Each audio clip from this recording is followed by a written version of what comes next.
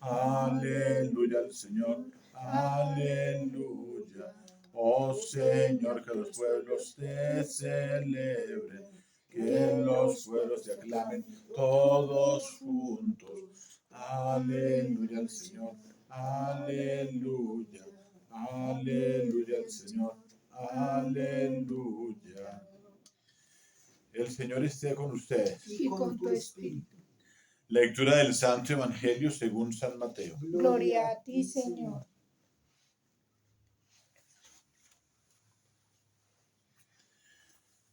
En aquel tiempo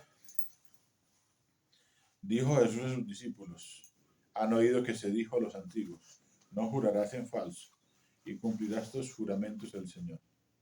Pero yo les digo que no juren en absoluto ni por el cielo, que es el trono de Dios, ni por la tierra, que es el estrado de sus pies, ni por Jerusalén, que es la ciudad del gran rey.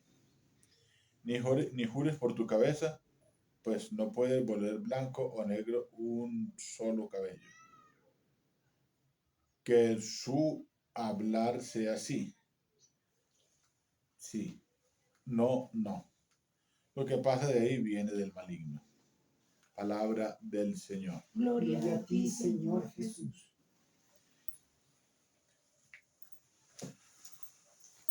Tu palabra me da vida, confío en ti, Señor. Tu palabra es eterna, en ella esperaré. Hay unos llamados, queridos hermanos, muy contundentes y muy serios que el Señor ha hecho, que Dios ha hecho. Y uno de ellos, con una sola palabra, queda conmovido, ¿no? Conmovido ese llamado que el Señor le hace a Mateo. Sígueme. Dejó el mostrador y lo siguió. Ahora nos encontramos con un llamado también como el de Eliseo. Ya le había dicho el Señor a Elías que fuera y nombrara o ungiera como sucesor suyo a Eliseo, hijo de Safat. Y parece que fue el primer trabajo que hizo Elías, fuera de consagrar al rey de Siria y al rey de Israel. Y entonces Elías baja del monte y encontró a Eliseo, hijo de Safat, quien se hallaba arando. Frente a él tenía 12 yuntas. Él estaba con la 12ª. Pasó Elías a su lado y le echó su manto encima. Eliseo abandonó los bueyes y echó a correr tras Elías, diciendo: déjame ir a despedir a mi padre y a mi madre y te seguiré. Y le responde Elías: bueno, anda, vuelve, ¿quién te lo impide?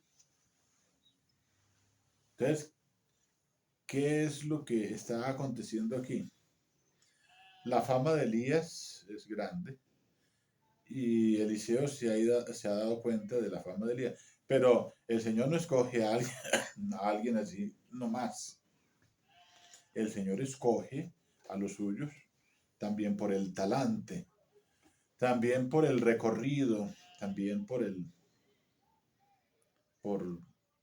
su contundencia, también por su seriedad. También, aunque no se deja hallar por apariencias, escoge a la persona que tiene también esa autoridad, o le da esa autoridad del Señor. Entonces, por eso, Eliseo no se apega a su finca, no se apega a sus bueyes, no se apega a su padre o a su madre, simplemente tiene un instante de sentimiento y un instante de caridad. Eso es lo mínimo que uno puede hacer. Darle el último adiós a su padre y a su madre, porque se va a dedicar a una tarea grande, y esa tarea grande va a implicar sacrificios, va a implicar renuncias, va a implicar dedicación, va a implicar unos recorridos grandes y va a implicar dedicarse por entero a las cosas de Dios. Y seguramente ya los padres también están de avanzada edad. Eliseo volvió atrás, tomó la yunta de bueyes y los ofreció en sacrificio. Como quien dice, gracias te doy, Señor, porque me llamaste. Es una bendición grandísima que un hombre sea agradecido y le ofrezca un sacrificio a Dios, como quien dice, ¿por qué te fijaste en mí? Qué maravilla que me hayas escogido para ser profeta tuyo y más para ser discípulo de Elías y más para ser también el que lo va a suceder. Entonces ofreció sacrificio.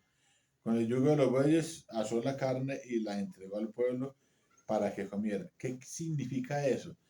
Eso significa que hizo una fiesta. Que para él fue festivo ese momento. Eso significa que para él fue conmemorativo ese momento que el Señor ha marcado en su vida. Luego se levantó, siguió a Elías y se puso a su servicio. Bueno, así debiera ser nuestra vida, pero lamentablemente no somos tan ágiles, somos muy apegados y colocamos muchas complicaciones y muchos obstáculos a la voluntad de Dios, muchos obstáculos a el llamado de Dios. El Señor también nos sigue llamando a todos de alguna manera a la vocación.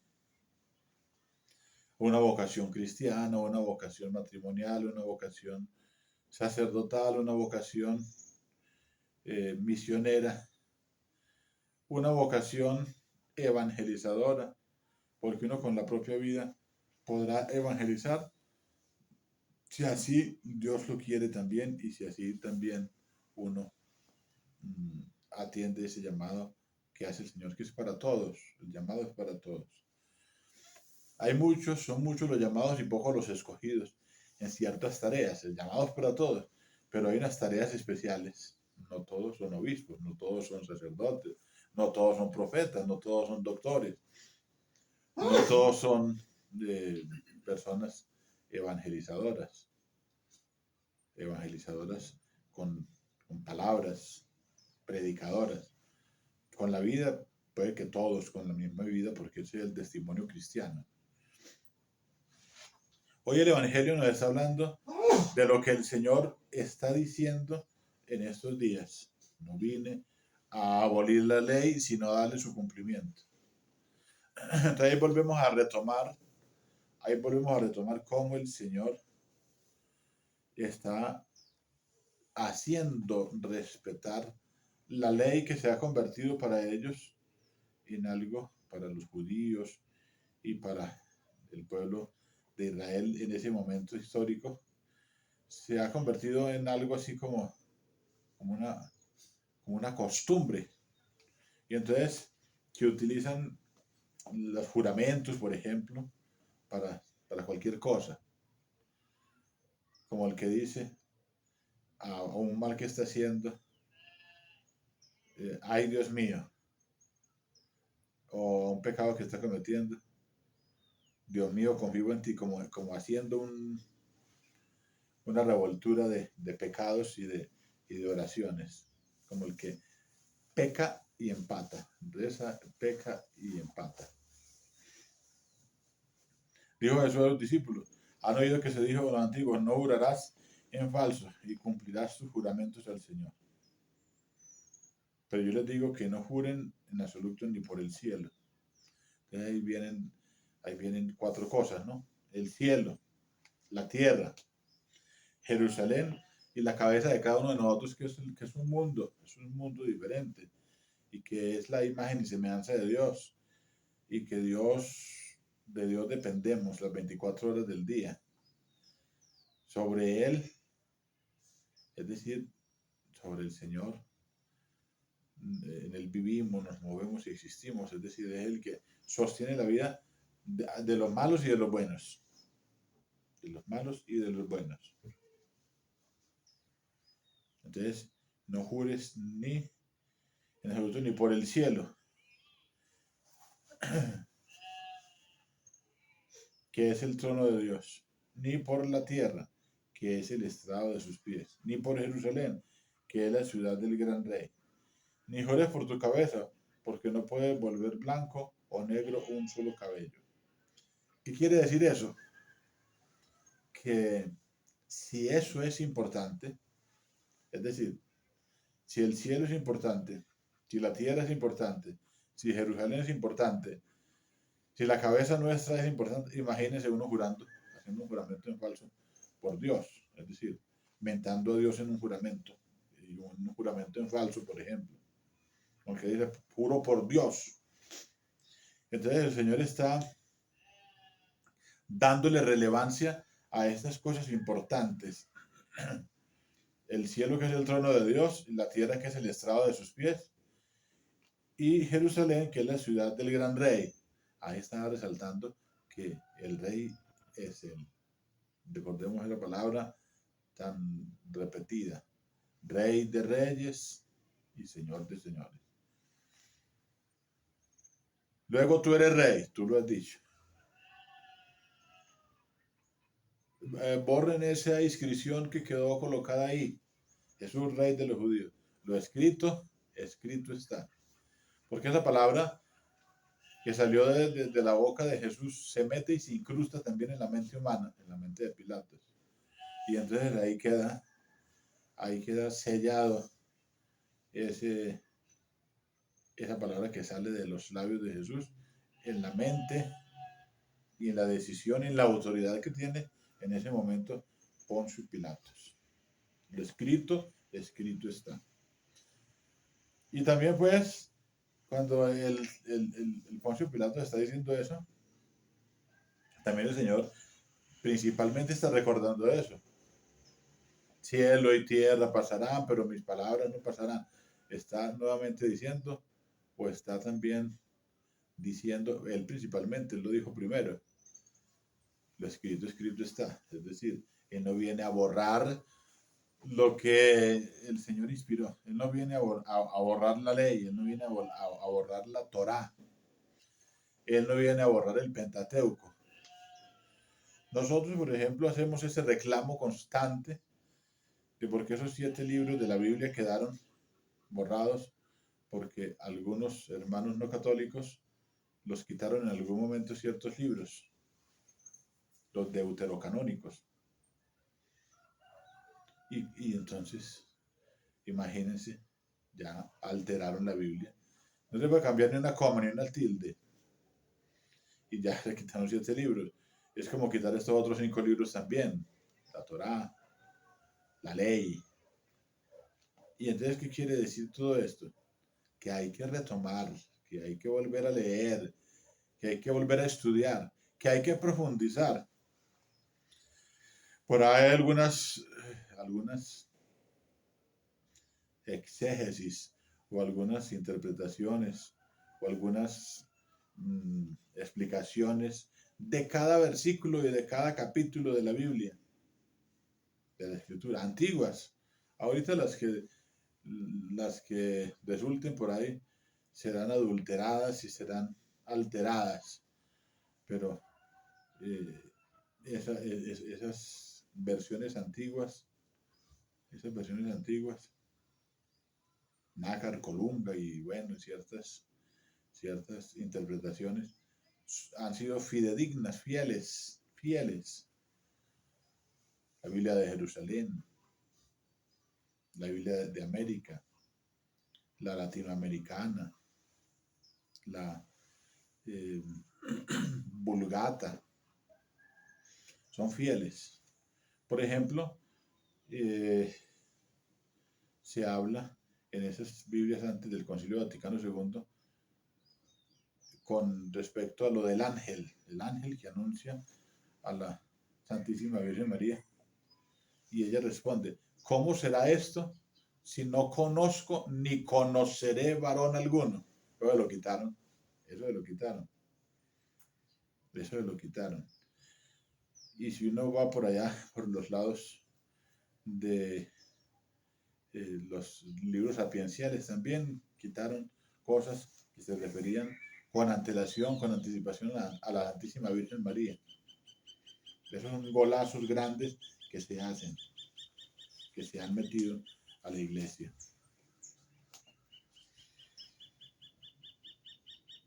Entonces no juren por Jerusalén, que es la ciudad del gran rey. Ni jures por tu cabeza, pues no puedes volver blanco o negro un solo cabello. Que tu hablar sea sí, sí, no, no. Lo que pasa de ahí viene del maligno, como que si el Señor hubiera sabido que en este tiempo les iba a temblar la lengua y les iba a temblar el corazón, les iba a temblar el alma y les iba a temblar la conciencia y les iba a temblar las decisiones a algunos jerarcas de la iglesia que resultan con un poco de cosas ambiguas, y esas cosas ambiguas son cosas que dejan que decir mucho para bien o para mal. Por eso el Señor dice sí o no. Por eso tenemos que decir sí o no, para no faltar a la verdad, para no dejar que se metan o se introduzcan en la iglesia, en la moral, en el dogma, en la Sagrada Escritura, esos golazos. En la moral, por ejemplo,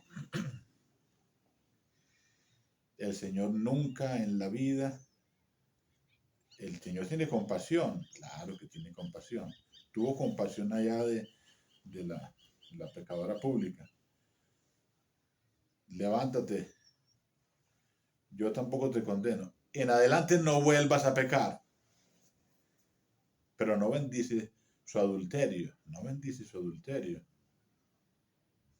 Tampoco se puede bendecir lo irregular, tampoco se puede bendecir lo que va en contra de los mandamientos, lo que va en contra de la ley, lo que va en contra de la Sagrada Escritura, lo que va en contra de la tradición bimilenaria. Pero también se dicen tantas cosas, por ejemplo, que Judas se salvó. No, si el Señor ya lo ha dicho que es el hijo del diablo, que es el hijo de la perdición, y que lo iba a traicionar, y que lo iba a vender, y que más le valiera no haber nacido. Entonces estamos contradiciendo la palabra de Dios, estamos contradiciendo el Evangelio, estamos contradiciendo lo que ya el Señor ha dicho.